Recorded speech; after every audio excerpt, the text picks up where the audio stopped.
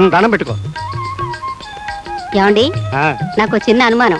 ఇక్కడ ఇంతమంది దేవతామూర్తులుంటే మీరు ఆ గోపాలకృష్ణుని ఎందుకు పూజించటం? ఆహా, దానికి సశాస్త్రీయమైన కారణం ఉందో. ఏ దేవుడికి లేనంత మంది భార్యలతో మా గురువు గారు కాపురం చేశారు.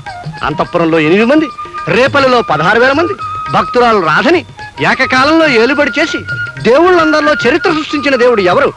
మా గోపాలకృష్ణుడు గారు. అందుకే వారికి నేను భక్తుణ్ణి, శిష్యుణ్ణి, ఆరాధకుడిని.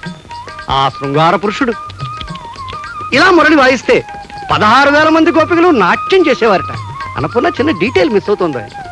ఈయన అవతారం చాలించాక ఆ మురళి ఏమైంది, ఎవరు తీసుకువెళ్లారు, ఎక్కడుంది, ఆ విషయాన్ని పోతన్న గారు కూడా గ్రంథంలో రాయలేదు. ఆ మురళి నాకు లభించుంటేనా మా గురువు గారిని తలుచుకుంటూ జీవితాంతం ఆ మురళినే వాయించుకుంటూ ఆనందంగా బతికేవాడిని. ఛీ, మీరు జీవితంలో బాగుపడరు. తప్పు. మా గురువు గారికి దండం పెట్టుకో, పుణ్యం వస్తుంది.